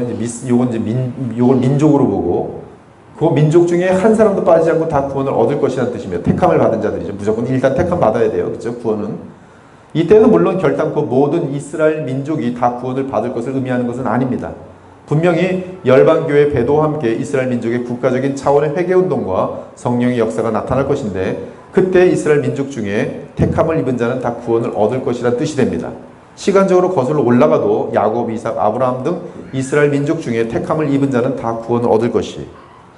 아무튼 어느 해석을 택하든 매우 복음적인 해석이 되는데 제 경우는 두 가지 해석을 종합하여 받아들입니다. 곧 하나님께서 택한 자는 다 구원받을 것이라는 말씀으로써 이방에서 택함을 받은 자도 한 사람도 남김없이 구원을 받을 것이요 이스라엘 민족 중에서도 택함을 받은 자는 한 사람도 남김없이 구원받을 것으로 믿습니다. 그러므로 온 이스라엘이 다 구원을 얻게 되는 것이에요. 어떤 해석이든 상관이 없어요. 중요한 뜻은 택함 받은 자는 다 구원받고 그리고 끝난단 말이에요. 그것은 성경 전체에서 태초부터 택함 받은 자들은 정확한 수, 또 하나님이 아시는 그들 다 찾아내셔서 구원하시고 끝나는 거예요. 근데 마지막 경륜은 그 마지막 무리들이 대충 어디 많이 있는가? 이스라엘 민족에 많이 있더라. 이스라엘 민족에게 많이 있다는 뜻도 아니에요. 배교가 있어서 모든 이방 민족들이 완전한 100% 크리스찬이 없다는 뜻이 아니에요. 배도가 전 세계적으로 있지만 반면에 이스라엘 민족에서 많은 사람들이 예수님을 믿게 되면서 이것이 신기하게도 어떤 그 다 하나님께서 택하신 자들이 다 구원받는 마지막 현상이라는 뜻이에요. 어디서? 이 땅에서. 그리고 그 전에 구원받은 자들은 다 하늘에서 이제 그 수가 가득 채우는 그 역할을 하겠죠. 1948년에 지금 이 내용은 R.C. 스프롤 그 로마서 주에서 제가 인용해서 넣은 내용입니다. 1948년에 이스라엘 민족은 잃었던 나라를 찾았습니다. 그리고 독립국으로 인정받게 되었습니다. 이는 대략 1900년 만에 발생한 사건입니다. 사실 이 사건은 인류 역사 가운데 가장 중요한 사건 중에 하나입니다. 그리고 1967년은 이스라엘의 예루살렘을 정복하여 전 세계 이스라엘 민족이 자신의 땅으로 돌아간 사건이 있었던 해예요. 우리는 이를 기억하고 있어야 합니다. 벌써 50년이 넘었네요. 중요한 점은 지금 이러한 이스라엘 민족의 귀환과 함께 이스라엘 민족의 복음화는 이방 교회의 배도와 더불어 병행되어 진행되고 있다는 사실입니다. 지금 이스라엘 민족의 굉장히 많은 지금 아직도 확 터지진 않았지만 그냥 꿈틀거리는 그런 힘들이 있어요. 지금 계속 예수 그리스도를 믿는 유대인들이라고 해서 계속 있어요. 이 말은 앞으로 교회는 계속 더욱 배도로 향할 것이고 이것은 성경의 예언이기 때문에 이렇게 말할 수밖에 없는 것이에요. 이스라엘 내에는 점점 그리스도인들이 많아질 것을 의미합니다. 그리고 때가 되면 이방 교회는 전 세계적으로 배도의 물결에 휩쓸릴 것이지만 도리어 이스라엘은 민족적으로 회개하고 돌아올 것이에요. 나아가 기독교가 이스라엘 민족의 국교가 될 것입니다. 그것이 지금 우리가 바라보는 성경의 내용을 추렸을 때 정리가 되어지는 것이죠. 아직 이방인의 때가 끝나진 않았어요. 오히려 영혼 구원의 최정상적인 역사가 성령의 역사 가운데 지금도 진행되고 있습니다. 아직 흰말 시대가 진행 중이에요. 그러나 동시에 거짓 복음의 역사는 더욱 거칠어지고 있습니다. 수많은 교회들이 혼합주의 및 세속주의에 물들어갔어요. 한국에 있는 교회들은 혼합주의와 세속주의에 물들지 않은 교회 찾아보기 힘듭니다. 또한 수많은 이단 세력들이 경제권과 정치권을 차지하며 더욱 거칠어지고 있어요. 지금 신천지가 얼만큼 정치권을 차지하고 있는지 도대체 알 수가 없어요. 그게 맞는지 모르지만 새누리도 무슨 신천지 그 이름을 한국말로 아름다운 말로 하면 새누리라 그러는데 그거 지은 사람이 신천지 뭐니 전 그 내용을 잘 몰라요. 아무튼 그 경제권과 정치권 보면 또 그 구원파 누구죠? 세월호 관련돼서 그런 그렇죠. 무슨 그런 것들 보면 경제권도 엄청나게 그때 우리가 볼 수 있었고. 아무튼 교회는 점점 십자가의 복음과 예수 그리스도를 이뤄가고 있고 그 대신 안 믿는 사람도 고개를 끄덕거리는 도덕 가르침. 부모를 공경하십시오. 그게 설교예요. 그냥 아침부터 저녁까지. 그러면 부모 공경하라는 건 불교에도 있고 유교에도 있고 알 때부터 그냥 안 믿는 사람들 가르치고 누구든지 좋죠. 거기서 끝난다는 거죠. 그게 나쁘다는 게 아니라 부모를 공경하는 이유를 하나님을 경외함 속에서 찾고 예수 그리스도 십자가 은혜 가운데서 하나님의 그 질서 속에서 찾으면서 예수님을 사랑하는 그 은혜로 말미암아 더욱더 부모를 사랑해야 되는 하나님의 그 어떤 질서와 사랑의 그런 어떤 깊은 복음 사고방식에서 나오는 게 아니라 그냥 인본주의에서 나오는 그런 도덕주의가 얼마든지 외쳐지고 있죠. 신비주의, 구원받는 확신을 얻기 위해서 눈이 휙휙 돌아가야 되고 무슨 이상한 체험을 해야 되고 방언해야 되고 예언해야 되고 근데 보면 성품은 하나도 안 밖에 있어갖고 제가 옛날에 깜짝 놀랐는데 그렇게 방언을 잘하는데 동네 시장에 가서는 그냥 그 콩나물 파는 아주머니 그냥 욕을 하면서 그 50원 안 깎아준다고. 근데 그 사람 보면 교회 권사인데 방언을 밤새도록 하는 사람이에요. 믿음이 엄청나게 좋은 것 같아요. 신비 체험을 막 하는 사람인데 성품은 그냥 고약하게 짝이 없고 못돼 처먹었고 자기 가족들에게도 아주 그냥 악한 사람으로 그 사람 근처만 가면 사람들이 깜짝깜짝 놀 만큼 무서운 사람이 돼 있는. 이게 그런 현상들이 얼마나 많아요. 금욕주의. 가난한 척하고 말이야. 무슨 도나 닦는 것. 이런 것들이 복음 대신에 교회를 이끌고 있어요. 골로새 2장에 보면 다 나옵니다. 이거 초등학문들이고 죄성을 제거하는 데는 아무런 영향력이 없어요. 오직 죄성을 제거하는 것은 예수 그리스도의 연한반이 복음의 능력만이 죄성에서 우리를 건져내서 신의 성품에 참여한 그리스도를 닮을 수 있도록 만드는데 그런 것들이 전혀 가르쳐지고 있지 않지. 그리고 성경의 예언대로 배도의 물결은 점점 더 거세지고 있는데 특히 2001년 이후로 배교의 물결은 노골적으로 전 세계를 휩쓸고 있어요. 그것은 바로 제3의 성령의 물결이라고 포장된 악령의 역사가 성령의 이름을 가지고 열방교회를 휩쓰는 현상들이. 이와 더불어 캐톨릭을 중심으로 한 모든 교회들과 모든 종교들의 연합조짐이 구체적으로 나타나고 있고 동성연애 및 종교 다원화 현상은 이제 아주 점점 강해집니다. 이제 너무나 이게 반복되니까 여러분 지금 동성애에 대한 얘기가 벌써 이렇게 되지만 사실 우리 모두가 다 까먹고 20년 전까지로 올라갑시다. 얘기는 확 달라요. 제가 1988년 학번인데요. 제가 81년부터 85년까지 대학을 다녔어요. 동성애라는 얘기를 그때 처음 들었어요. 게이. 처음 들었어요. 전 게이라는 걸 그때 처음 들었어요. 아마 3학년 때인가 들었어요. 제 친구가 고고장을 가는 걸 좋아하는데 점점 확장하더니 이태원 고고장을 갔다 온 거예요. 아침에 깜짝 놀라서 얼굴이 새빨개졌고 왔어. 야, 너 어저께는 왜 이태원에 있는 고고장을 갔다 왔어? 근데 왜? 못 볼 걸 봤어. 뭘 봤는데? 여기 물 한 잔 더 주세요. 근데 여자가 남자 소리가 나더래요. 자꾸 춤추다 말고 깜짝 놀라갖고, 그게 1983년. 이태원에만 그것도 외국인들 대상으로 한 접대부들이라나요? 그러한 특이한 사람들. 네, 그렇게 숨어서 간신히 어떻게 그런 그림들이 지금은 이렇게 그냥 아주 인권. 이슬람 국가 가보세요. 근처도 못 가요. 기독교의 이름 가지고서 지금. 기독교는 지금 미국 같은 경우는 기독교가 앞서 나가죠. 지금 교단이 만약에 10개라고 합시다. 그러면 7교단은 동성애를 지지해요. 7교단은. 8개일지도 몰라요. 오히려 동성애를 하나님의 죄라고 선포하는 것은 지금 교단 중에서도 극소수입니다. 미국이 워낙 이 보수 계통이 서던 베프티스트라고 해서 그쪽에서는 이제 꽉 막고서 지금 싸우고 있지만 대부분의 뭐 장로교, 무슨 그리스도교, 뭐 감리교 다 그냥 이건 지지해 열심히. 그들은 총회를 통해서 우리는 동성연애가 하나님의 뜻을 거스르는 것이 아니라 라이프 스타일이라고 믿습니다. 그래서 목사들이 그걸 다 이렇게 찬성해서 2,500명의 목사들인데 그 중에 과반수 이상이 이렇게 해서 투표를 해갖고 패스한 거예요. 2011년 5월 11일. 제가 미국에 있다 깜짝 놀라가지고. 한국도 이제 얼마 안 남았어요. 이제 교회 이제 여기서 게이가 설교할 날이 와요. 야라바. 남자인데 여자 목소리 야라바. 아니면 여자가 남자 목소리 내면서. 장로들도 여기 쭉 게이들 앉아있고. 그들이 성찬을 먹고 우린 죄인들이 아닙니다. 사랑합시다. 좀 이상해. 수상이 얼마 전에 전화 받은 것도 남자 둘이 전화를 했는데 제가 그 바로 직전에 페북에다가 동성애는 죄입니다. 동성애를 지지하는 것은 죄를 지지하는 것 같습니다. 딱 썼는데 남자 둘이서 계속 연락하더라고요. 막 근데 그 전화를 결국 내가 했는데 누군가 계속 전화를 했는데 끊어요. 끊고 욕만 바가지로 끊더라고요. 이제 목소리를 딱 들어봤더니 남자인데 여자 목소리 같기도 하고 그래. 좀 게이 같은 그런 수상한 그런 느낌을 갖고 있어 지금. 하여튼 이러한 수많은 사람들이 점점 호응을 얻고 있어요. 이런 시대는 지금 특이한 시대입니다. 지금 우리가 사는 시대는 대단히 특이한 시대예요. 시크릿이라는 단어가 다 전 세계로 오픈됐고요. 그것은 시크릿이라는 단어의 그 뒤에는 이 컬트의 접신하는 비밀들이 원래 시크릿이라는 단어예요.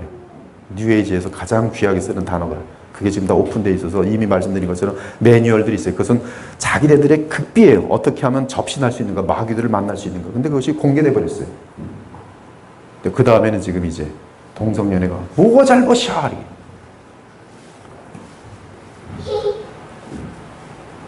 우리 이방인의 때가 언제 끝날지 알 수 없습니다. 그러나 이방인의 때가 끝나는 것은 배도로 끝날 것이요. 거짓 복음이 너무나 판을 쳐서 더 이상 복음을 알 수 없는 세대가 올 것입니다. 바로 열방의 배도 교회들이. 지금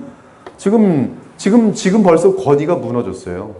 복음을 전하는 사람이든 복음을 전하지 않는 사람이든 목사라는 존재에 대해서는 지금 목사를 존경하는 사람들이 거의 없습니다.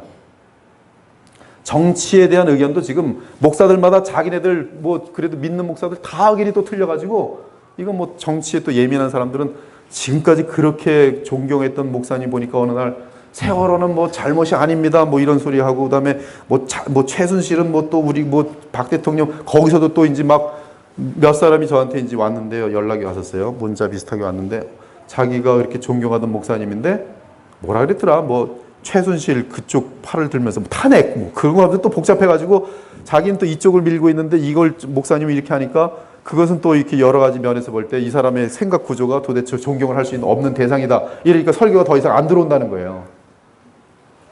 이게 지금 이제 엉망진창입니다. 지금 그래서 지금 이번에도 교회에서 범 기독교는 뭐 홍 누구를 밉니다. 그랬더니 대거 얼마나 많은 목사들이 나 거기 낀 적 없는데 이런 사람들이 막 수백 수천이에요. 우린 거기 끼지 않은데 왜 홍을 미는 것으로 기독교 이름 팔아먹냐 막 난리들이 났어요. 그럼 그 뭐예요? 그 유명하다는 대형교회 목사님들에 대한 대부분의 인식들은 그냥 침뱉고 있다는 거예요. 침뱉고 있는 욕을 하고 있다는 거지. 그러니 어디서 권위가 쓰고 앞으로 어떻게 교회가 이 복음을 선포할 것인지 굉장히 지금 무서운 시대가 들어가고 있어요.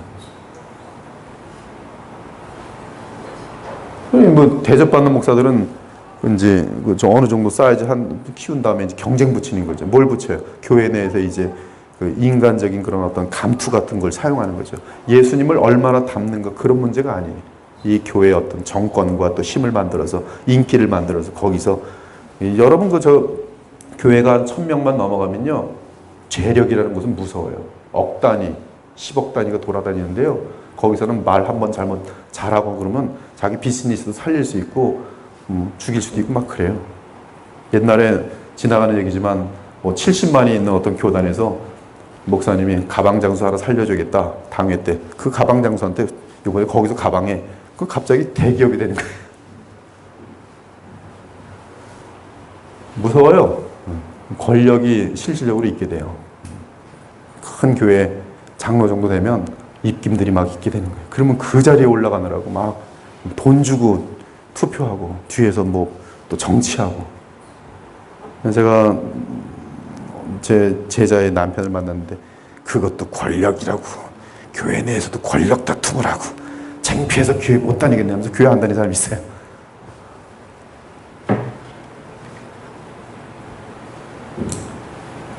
요한계시록 7장을 보면 이제 우리 가집사님께서 이후에 내가 내 천사가 땅 매모퉁이에 선 것을 보니 땅이 사방의 바람을 붙잡아 바람으로 하여금 땅이나 바다에나 각종 나무에 불지 못하게 하더라. 또 봄에 다른 천사가 살아계신 하나님의 인을 가지고 해 돋는 데로부터 올라와서 땅과 바다를 해롭게 할 권세를 받은 내 천사를 향하여 큰 소리로 외쳐 이르되 우리가 우리 하나님의 종들을 이마에 인치기까지 땅이나 바다나 나무들을 해하지 말라 하더라.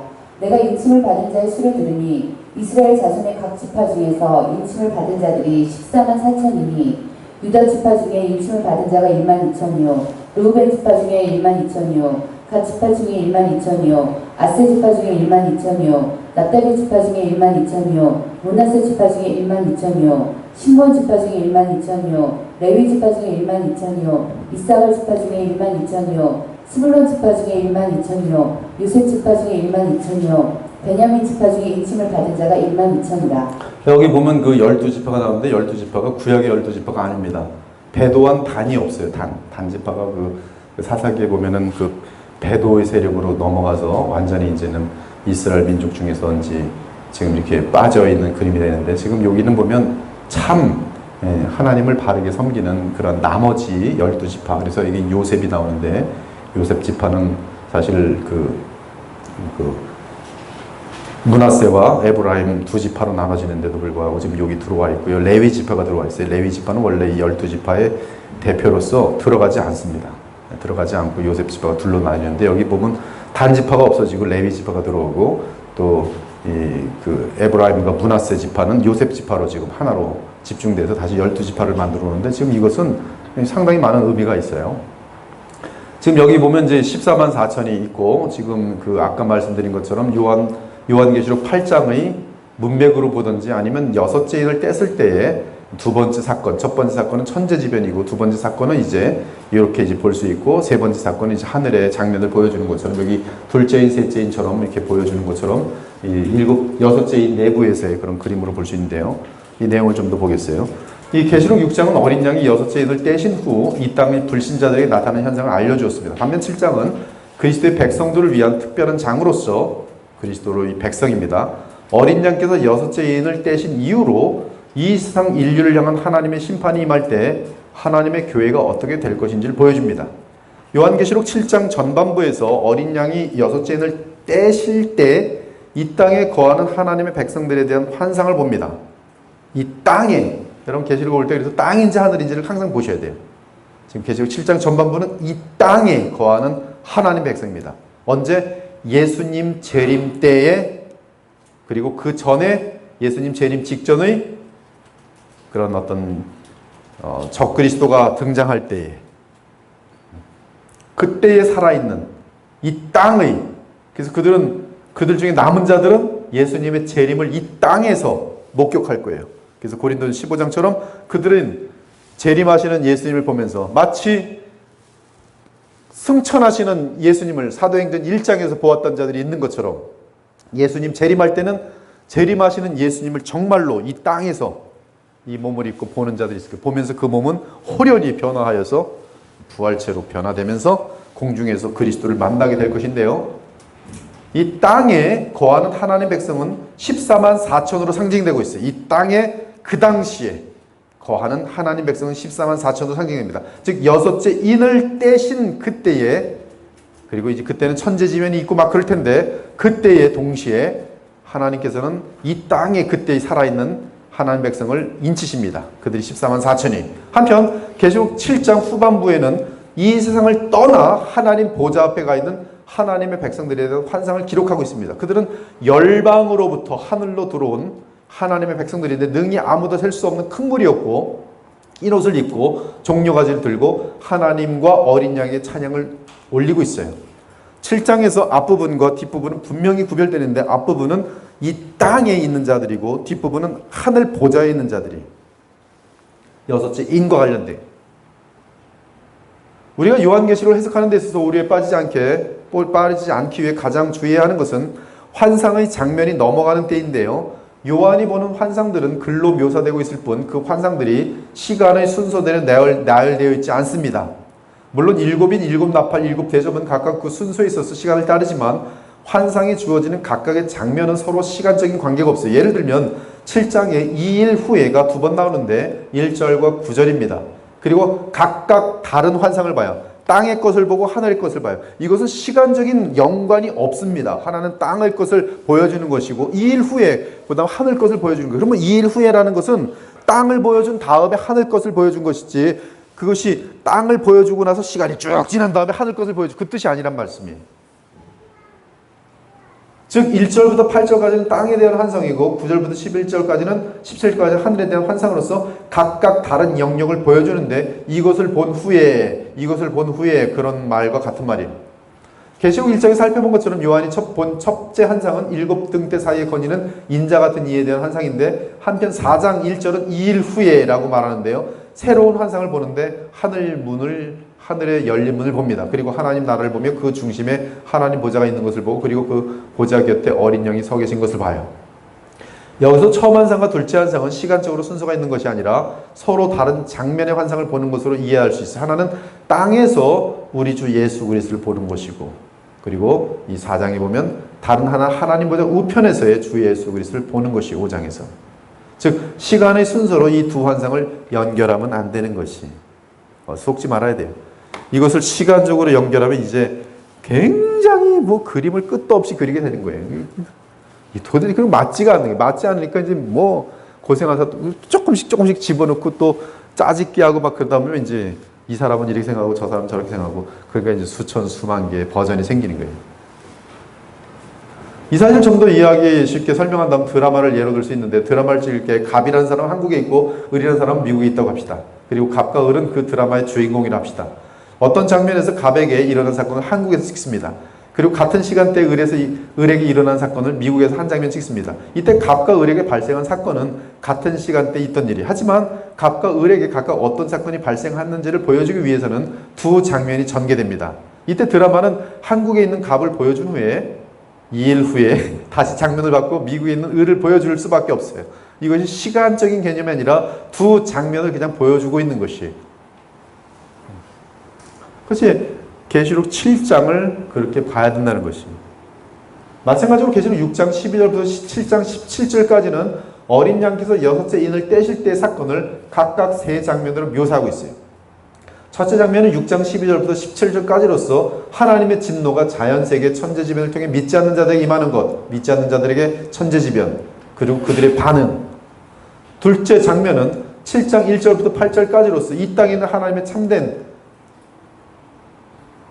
성도들에게 어떤 일이 있는지를 묘사해요.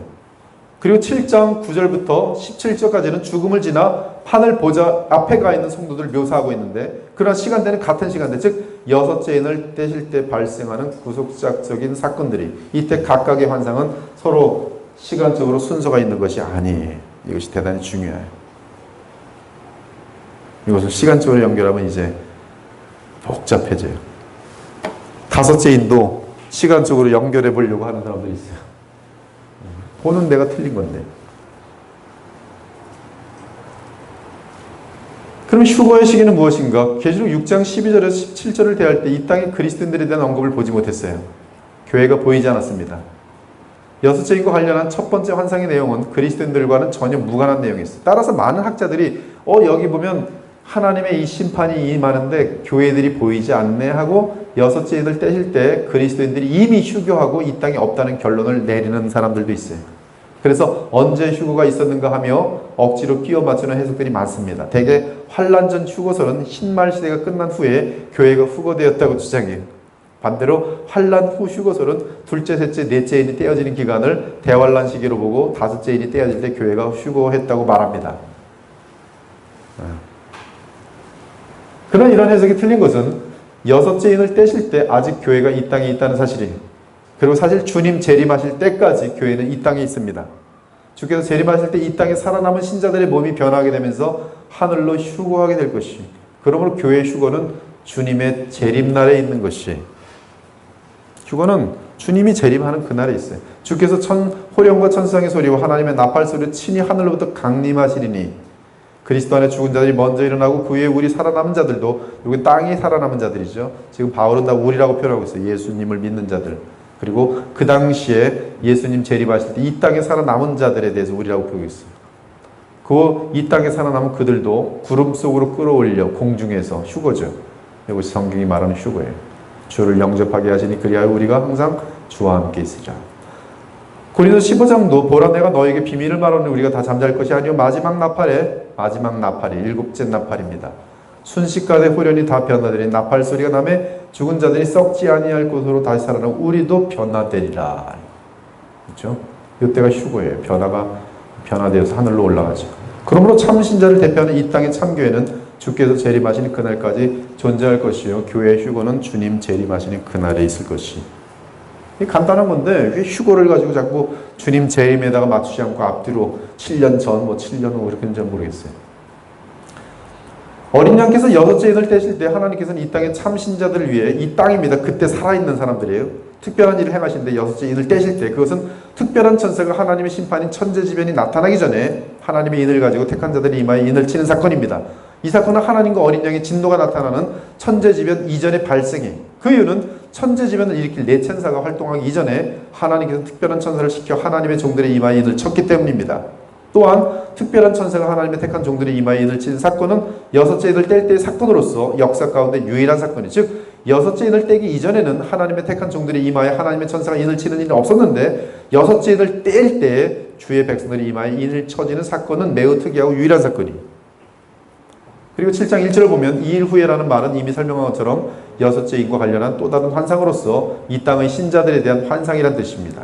어린 양이 여섯째 인을 떼시자 일단 네 천사가 땅 네 모퉁이에 서서 땅의 사방에 바람을 붙잡아 땅이나 바다이나 각종 나무에 바람이 불지 못하게 합니다. 여기서 바람은 하나님의 심판을 나타내는데 바람은 큰 재앙을 몰고 옵니다. 하나님의 큰 진노를 동반합니다. 특히 주의 큰 진노가 있기 전에 매우 고요한 것이 특징이에요. 이제 2절을 보면 7장 2절을 보면 다른 특별한 천사가 살아계신 하나님의 인을 가지고 동쪽에서 올라와 땅과 바다를 해롭게 할 권세받은 네 천사를 향하여 큰 소리 외칩니다. 우리가 우리 하나님의 종들의 이마에 인치기까지 땅이나 바다나 나무들을 해하지 말라. 인을 친다는 것은 소유권과 보장을 나타내는 표시고요. 이는 계시록 13장에 나오는 짐승의 표와 대조를 이루고 있어요. 그리고 천사의 인을 맞은 백성들은 하나님과 어린 양의 진노로부터 보호와 안전 보장받습니다. 하나님과 어린 양의 진노는 불신자들에게는 이미 6장에서 말한 것처럼 극렬한, 너무 무서운, 감당할 수 없는 두려움이죠. 계시록 7장 2절을 보면 어떤 천사가 인치는 사역을 감당하는 천사들과 함께 14만 4천은 이마에 인을 칠 것입니다. 이는 성령에 의한 인침과는 구분이 되는 인이에요. 그들은 이미 성령으로 인쳐진 사람들이지만, 거듭난 사람들이지만 따로 그 특징을 분명히 하고 있어요. 구약 에스겔서를 통해 볼 때 인을 치는 배경은 하나님의 무서운 심판이 있기 전에 따로 보호하기 위함이 자명합니다. 여기 보면 그 내용이 나와요.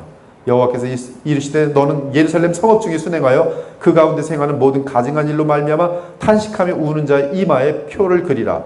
그들에 대하여 내 귀에 이르시되 너희는 그를 따라 서급 중에 다니며 불쌍히 여기지 말며 국률을 베푸지 말고 쳐서 늙은 자와 젊은 자와 처녀와 어린이와 여자를 다 죽이되. 그렇죠? 하나님의 심판이지만 이마에 표 있는 자에게는 가까이 하지 말라. 내 성소에서 시작할지니라 하며 그들이 성전 앞에 있는 늙은 자들로부터 시작하니라. 하나님의 심판이 그대로 나가는데 있는 자들만 따로 살려내요. 즉 하나님의 무서운 심판이 있기 직전에 하나님이 따로 보호하는, 그들은 이스라엘 백성입니다. 그러나 따로 지금 이 표시를 하고 있어요. 이에 계시록 9장을 보면 하나님의 인을 받은 자들은 하나님의 인류를 향한 심판의 황충의 공격을 면합니다. 그들에게 이르시되 땅의 풀이나 푸른 것이나 각종 수목은 해하지 말고 오직 이마에 하나님의 인침을 받지 아니한 사람들만 해하라. 하나님의 인침을 받은 자들은 황충이 공격하지 못해요. 하지만 하나님의 인을 받은 이들은 바다에서 올라온 짐승에게 큰 박해와 환락을 당하게 됩니다. 즉 하나님이 내리시는 진노에 대해서는 인침을 받은 자들은 그걸 받지 않아요. 근데 인침을 받은 자는 누구에게 핍박받는가? 적그리스도에게 핍박받아요. 정확합니다. 아군과 적군이 정확히 나눠지죠. 그리고 많이 죽습니다. 그리고 이것은 기독교 역사 내에서 가장 많이 죽고 교회가 완전히 멸절되는 것처럼 보이는 그 사건일 것이에요. 그것이 다니엘도 본 거예요. 다니엘도 이것을 알기 때문에 아주 그냥 굉장히 괴로움과 번민 속에 빠졌었어요. 그 짐승에 의해 죽임을 당하는 자들도 많을 것이에요. 누가 표받은 사람들이, 하나님의 인을 받은 사람들. 그 하나님의 인을 받은 사람들은 이 당시에 이제 짐승에 의한 환란이 올 것인데 짐승에 의해 순교를 많이 받을 것이에요. 반면에 세상의 모든 사람들은 그 짐승에게 경배할 것입니다. 짐승이 입을 벌려 하나님을 향하여 비방하되 그의 이름과 그의 장막 곧 하늘에 사는 자들을 비방하더라. 또 권세를 받아 성도들과 싸워 이기게 되고, 자, 성도들이 있어요.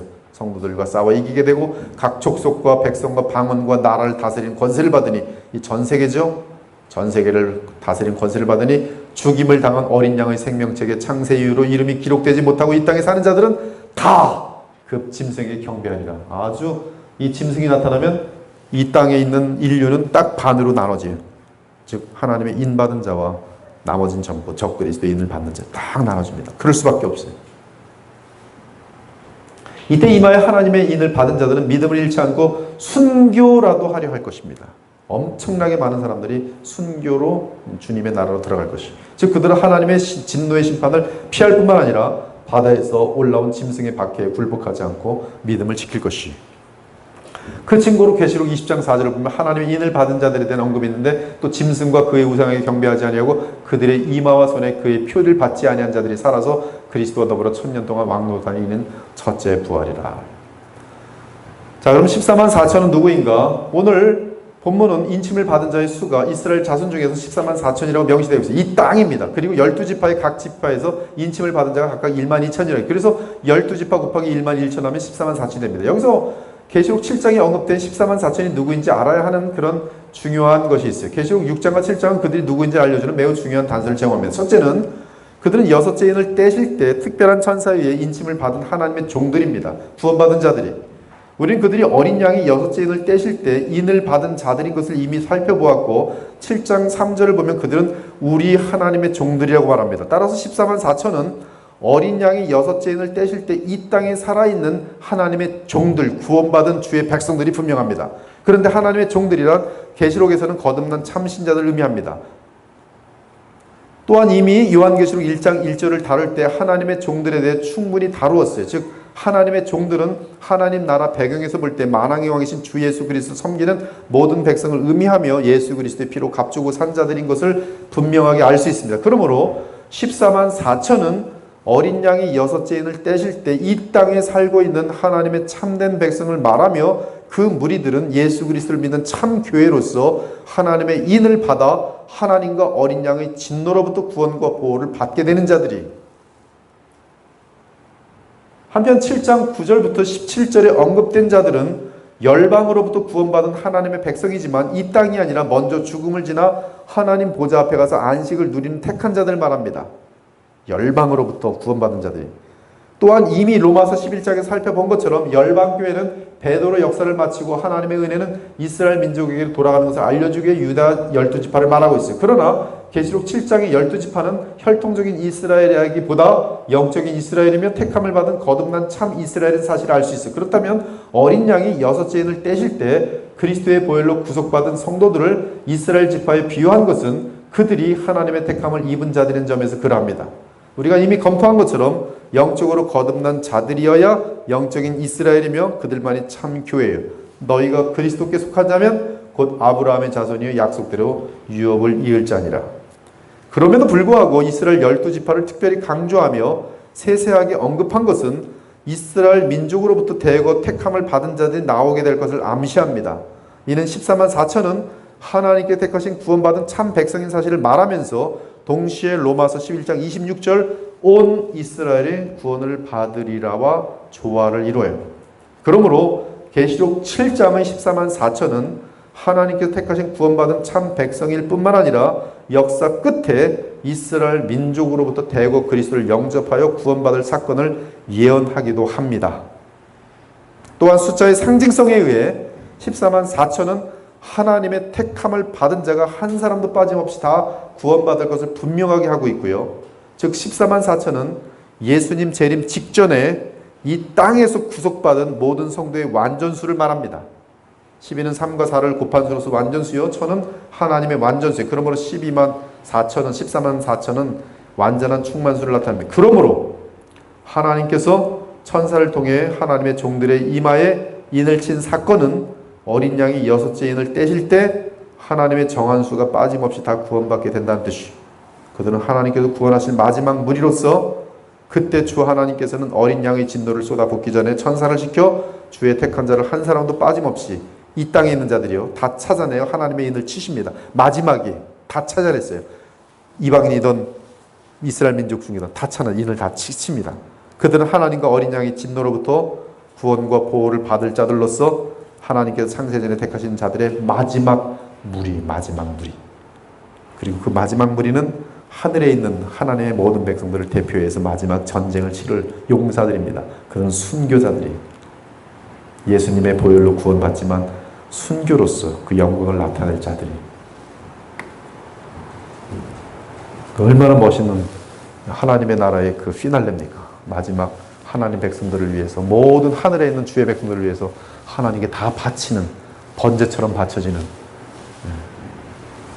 그들의 대다수가 이스라엘 민족에서 구원받은 자들이 될 것을 우리는 그림을 볼 수가 있어요.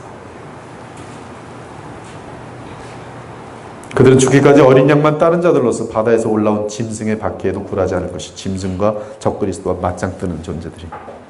결론적으로 요약하면 14만 4천은 6째 인을 떼실 때 이 땅에 있는 하나님의 택한 백성 전부를 말해요. 그러나 이방 교회의 배도를 고려하고 주의 은혜가 이스라엘 민족에게로 넘어갈 것을 고려하면 주의 재림을 맞이할 대부분의 참신자는 이스라엘 민족의 사람들이 될 것이. 그럼에도 14만 4천은 6째 인을 떼신 이후 이 땅에 남아있는 하나님의 모든 참된 교회를 의미합니다. 즉 영원한 택함을 받은 주의 백성들이죠. 반면에 7장 9절부터 11절은 이 땅의 열방에서 구속함을 받은 성도들이 죽음을 지날 때 어떻게 되는지, 즉 열방 가운데서 구원받은 모든 자들이 하늘에 다 모여있는 것을 보여주는 장면입니다. 창세기 12장에 예언이 완성된 그림이 그들은 죽음을 지날 때 영원한 안식을 누리며 그리스도와 함께 왕노릇할 것이, 이 땅에서 열방 가운데 구속함을 받은 자들이 죽음을 통과하게 되면 그들은 영원한 안식에 들어가게 될 것입니다. 여러분들도 마찬가지예요. 여러분 죽으면 어떻게 되는가? 바로 주님 보좌 앞으로 가요. 하나님의 뜻은 택한 자를 완전하게 다 찾아내어 구원하는 것입니다. 결코 한 사람도 잃지 않으세요. 그 내용이 7장에 들어있는 마지막 장면. 한 사람도 놓지 않아요. 주의 약속은 어떤 이들이 더디다고 생각하는 것 같이 더딘 것이 아니라 오직 주께서는 너희를 대하여 오래 참으사 아무도 멸망하지 않고 다 회개하기에 이르기를 원하시는. 오늘 우리가 보는 환상이 바로 하나님께서 택하신 자를 마지막까지 완벽하게 찾아서 인을 치신 장면입니다. 그러나 하나님께서 잃은 자를 찾아내시는 시간은 그 사람이 땅에 있을 때, 그가 땅에 사는 동안 예수 그리스도의 십자가를 믿고 보혈의 공로로 인해 구원을 받아야만 죽음을 지나서 하나님 나라의 안식에 들어갈 수 있어요. 그것이 바로 14만 4천이 말하는 메시지. 결론을 지금 한두 번 하는 게 아니네요. 자, 결론적으로 요약하면 14만 4천은 너무나 중요해서 그래요. 14만 4천이 이단이 하도 많이 타서 6째 인을 떼실 때 이 땅에 있는 하나님의 택한 백성 전부를 말합니다. 이처럼 14만 4천은 유대인이든 이방인이든 하나님께서 택하셔서 주 예수 그리스도를 믿어 성령으로 거듭난 하나님의 자녀들로서 예수께서 6째 인을 떼실 때 이 땅에서 구속함을 받은 모든 신자를 말해요. 여섯째 인이 중요하죠. 그러므로 인자께서 여섯째 인을 떼실 때 이 땅의 인류는 짐승의 표를 받을 자와 하나님의 인을 받은 자, 이렇게 단 둘로 나뉘게 될 것이, 14만 4천은 이 땅의 역사 가운데 있던 모든 참신자를 대표하는 마지막 교회로서 하나님께서 택한 모든 수가 완전하게 차는 교회이며, 이 땅의 마지막 성도들 말해. 너무 영광스럽지 않아요? 마지막 성도들. 예수님이 이 땅에 오셨을 때 예수님의 탄생을 보고 있는 시므온, 안나, 수천 년 동안 예언되었던 그 메시아를 품에 안은 시므온, 그 감격이 어떠하겠어요? 근데 예수님의 재림을 자신의 눈으로 목격할 마지막 교회, 아니면 그 성경에 그렇게 오랫동안 예언됐던 모든 죄의 뿌리, 마귀가 이 성육신을 흉내내서 등장한 짐승이 죽이면 마귀도 같이 망하는 거예요. 자기가 화신이기 때문에. 그래서 이 계시록 20장 뭐 마귀가 따로 멸망하고 짐승이 따로 멸망하고 그러면 무슨 말이 안 되는 거예요. 그건 삼위일체를 흉내낸 그 그림에서 맞지가 않아요.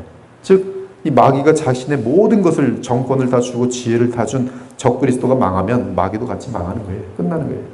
거짓 선지자 다 셋이 같이 망하는 거예요. 근데 그 마지막 적그리스도를, 마귀의 세계가 영원히 망해서 다 불못으로 들어가는 그런 역사를 이루어내는 마지막 교회가 14만 4천. 그리고 그들 물론 14만 4천은 하늘에 있는 모든 총수, 하나님의 모든 백성을 대표하고 있는 그 마지막 이 땅에서의 진실로 마지막 생명까지 다 바쳐서 순교를 지킬 수 있는 살아있는 믿음, 그 믿음의 백성들이 어디로서 많이 나올 것으로 보이는가? 물론 이방 교회들도 있겠지만, 극소수로 있겠지만 대거 이스라엘 나라로부터 나올 것으로 보여지는 것이, 그들이 이 땅에서 하나님과 어린 양의 진노를 면할 것이지만 바다에서 올라오는 짐승의 박해를 지나게 될 것이, 그 와중에 허다한 신자들이 순교하게 될 것이고, 그러나 하나님께서 그들의 이마에 인을 쳐놓았기 때문에 넉넉히 고난을 이기며 크신 영광 가운데 영원한 안식에 들어가게 될 것이. 기도하고 마치겠습니다. 하나님 감사합니다. 오늘 계시록에서 상당히 다루기 힘든 부분들을 오늘 겸손한 마음으로 다루었습니다. 어떠한 의견을 지지하는 것이 아니라 온 마음과 뜻을 다해서 성경이 무엇을 가르치려 하는지를 집중해 보았습니다. 그러나 우리 모두가 또한 이것이 100% 확신되는 내용이라고 자신 있게 말할 수 없습니다. 단지 우리는 이렇게 생각되어지며 또 그렇게 연구가 되어진다고 고백하면서 우리의 장래를 준비하고 더욱더 배도에 휩쓸리지 않기 위해 준비하고 깨어있고 주의 복음을 사랑하며 예수님의 온전한 성분까지 자라나기 위해 온 마음과 삶을 다하는 저희들 되게 하여 주시길 원합니다. 주님 어서 오시옵소서. 참으로 주님 만나는 그날을 간절히 사모합니다. 이 세상은 너무나 악하여서 또 더러워서 주님 저희들이 머물 곳이 없습니다.